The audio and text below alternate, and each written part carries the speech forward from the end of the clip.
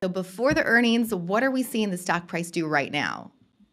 Well, right now, what I think we're seeing is a pretty strong technical trend following signal. It's just a signal on the chart that shows the stock price has been trending higher, it's dipped, and now the market is buying that dip.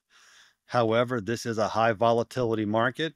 It's melting up now on the expectations for solid earnings, but I think volatility is still very much in play. I think that we would be likely to see a stock price pullback before the earnings are released, and there's certainly a chance of some volatility after the release. So I wouldn't go chasing the price action now, but wait for another one of those nice buying opportunities to develop.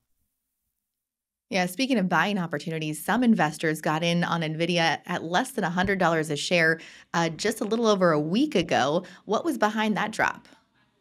That was part of the fear of recession. We got some weak employment data that led the market to fear recession, and that caused the entire market to sell off.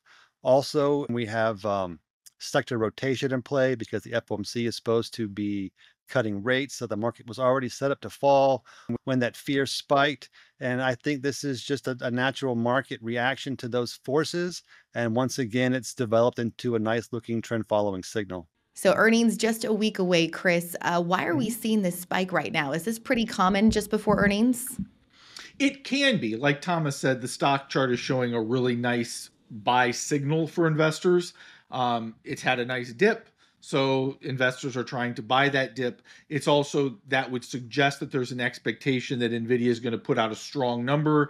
And if they do, you want to be in before the report because the stock will go up sharply after that. And if you weren't in there at that point, you'll have missed out on those gains.